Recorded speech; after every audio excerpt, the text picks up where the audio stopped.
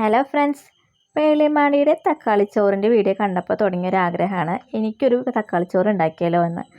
അതേ same recipe വെച്ചിട്ട് ഞാൻ ട്രൈ ചെയ്തിട്ടുള്ള ഒരു തക്കാളിച്ചോറാണത്. അപ്പോൾ നമുക്ക് വേഗം വീഡിയോയിലേക്ക് പോവാം. എൻ്റെ ചാനൽ ആദ്യമായിട്ടാണ് നിങ്ങൾ കാണുന്നത് എങ്കിൽ എൻ്റെ ചാനലൊന്ന് സബ്സ്ക്രൈബ് ചെയ്യണേ. അപ്പോൾ നമുക്ക് വേഗം കുക്കിങ്ങിലേക്ക് പോവാം. അതിനായിട്ട് ഞാൻ ആദ്യം ഒരു കുക്കറാണ് എടുത്തിട്ടുള്ളത്. നമ്മൾ ഈ ഒരു റെസിപ്പി ചെയ്യാൻ കുക്കറിലാണ് ഉണ്ടാക്കുന്നത്. അപ്പോൾ കുക്കർ ചൂടായി വരുമ്പോൾ നമ്മൾ നെയ്യാണ് ഇതിൽ ആഡ് ചെയ്യുന്നത്. അപ്പോൾ ഞാൻ RKGയുടെ ഒരു നെയ്യിൻ്റെ പകുതി, ഒരു ബോട്ടിലിന് പകുതിയോളം ഞാൻ ഇതിൽ ഒഴിക്കുന്നുണ്ട്. അപ്പോൾ അതിങ്ങനെ ചൂടായിട്ട് വരും. ഈ ചൂടായിട്ട് വരുമ്പോൾ ഇതിലേക്ക് ഞാൻ ഇനി ആഡ് ചെയ്യാൻ പോണത് സൺഫ്ലവർ ഓയിലാണ്. ഈ നെയ്യും സൺഫ്ലവർ ഓയിലും കൂടി മിക്സ് ചെയ്തിട്ടാണ് ഉണ്ടാക്കുന്നത്. പിന്നെ നമ്മുടെ ഗ്രാമ്പൂ, ഏലക്കായ, കുരുമുളക്, ബിരിയാണിയുടെ കൂട്ടുണ്ടല്ലോ, അതാണ് ഞാൻ ഇതിലേക്ക് ഇനി ആഡ് ചെയ്യാൻ പോകുന്നത്. അതിൽ കൂടെ ഇനി അടുത്തത് ആഡ് ചെയ്യാൻ പോകുന്നത് പെരുംജീരകമാണ്. ഇതൊക്കെ എല്ലാം കൂടിയിട്ടും ജസ്റ്റ് ഒന്ന് മൂക്കാനുണ്ട്. അത് മൂത്ത് വരുമ്പോഴാണ് ഇനി നമ്മുടെ വെളുത്തുള്ളിയും ഇഞ്ചിയും ഇടാൻ പോകുന്നത്. വെളുത്തുള്ളിയും ഇഞ്ചിയും ഇട്ടിട്ട് നന്നായി മൂപ്പിക്കുക. അതിനുശേഷം നമ്മൾ അരിഞ്ഞു വെച്ചിട്ടുള്ള സവാള, 4 വലിയ സവാളയാണ് ഞാൻ അരിഞ്ഞു വെച്ചിട്ടുള്ളത്. അത് ഇതിലിട്ടിട്ട് നന്നായി മിക്സ് ചെയ്യുക. ഇങ്ങനെ മിക്സ് ചെയ്ത് വരുമ്പോൾ ഇത് പെട്ടെന്ന് വേവാൻ വേണ്ടിയിട്ട് നമ്മൾ കുറച്ച് ഉപ്പ് ഇതിൽ ചേർക്കുന്നുണ്ട്. എന്താ വെച്ചാൽ ഈ സവാളയൊക്കെ പെട്ടെന്ന് വേവാവണം, കരിയാൻ പാടില്ല. തീ കുറച്ചിട്ട് ചെറിയ തീയിൽ നന്നായി വാട്ടിയെടുക്കുക. അപ്പോൾ നമ്മൾ ഉപ്പ് ഇതിൽ ആഡ് ചെയ്തിട്ടുണ്ട്. ഇത് നമ്മൾ ഈ സവാള വാട്ടാൻ വേണ്ടി മാത്രമാണ് ഉപ്പ് ആഡ് ചെയ്യുന്നത്. ബാക്കി പിന്നെ നമ്മൾ ആഡ് ചെയ്യേണ്ട ആവശ്യമുണ്ട്.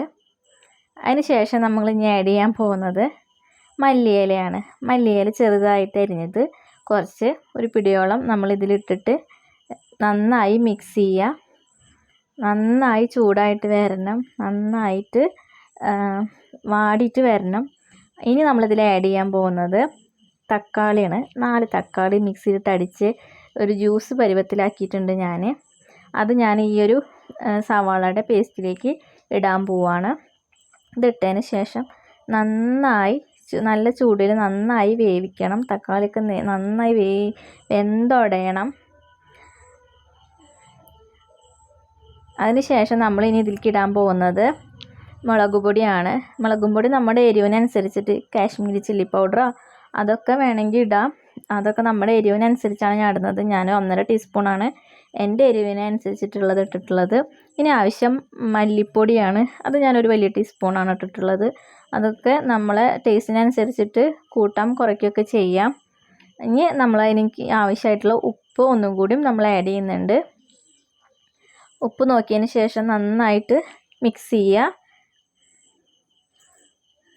മിക്സ് ചെയ്ത് വരുമ്പോൾ ഇനി നമുക്ക് ലാസ്റ്റ് നമ്മൾ ആഡ് ചെയ്യാൻ പോകുന്നത് 1 ടേബിൾ സ്പൂൺ പഞ്ചസാരയാണ്. ഷുഗർ നമ്മൾ ഓപ്ഷണലാണ്, നമുക്ക് വേണമെങ്കിൽ ഇട്ടാൽ മതി.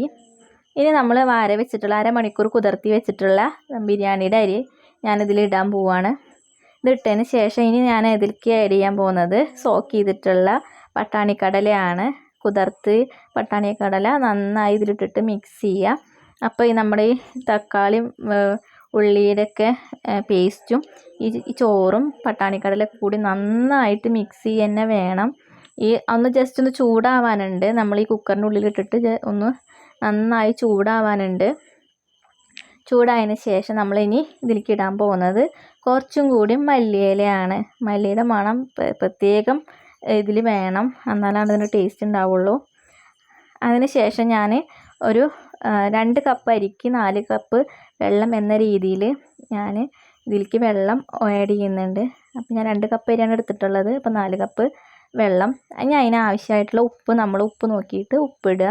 എന്നിട്ട് കുക്കർ നന്നായി 10 മിനിറ്റ് മൂടി വയ്ക്കുക. അതായത് 2 വിസിൽ അത്രേ പാടുള്ളൂ. അതിന് ശേഷം നമ്മളിതാ വേവിച്ച നമ്മുടെ തക്കാളി ചോറ് ഇവിടെ റെഡി ആയിരിക്കുകയാണ്. എല്ലാം കൂടി മിക്സായിട്ട് വന്നിട്ടുണ്ട്. എല്ലാം വേവൊക്കെ കറക്റ്റായിട്ടുണ്ട്, വെള്ളം എല്ലാം കറക്റ്റായിട്ടുണ്ട്. നമുക്കിനി വേറൊരു പാത്രത്തിലേക്ക് സെർവ് ചെയ്യാം. അപ്പോൾ അതാ നമ്മുടെ തക്കാളി ചോറ് ഇവിടെ റെഡി ആയിരിക്കുകയാണ്. നമുക്ക് ഗാർണിഷിന് വേണ്ടിയിട്ട് അണ്ടിപ്പരിപ്പ്, ഉണക്കമുന്തിരിയൊക്കെ ഇടാം. അതൊക്കെ നമ്മൾ ഓപ്ഷണലാണ്. അപ്പോൾ ഇതാണ് നമ്മുടെ പേളി മാണിയുടെ തക്കാളി ചോറ് ഇവിടെ റെഡി ആയിരിക്കുകയാണ്.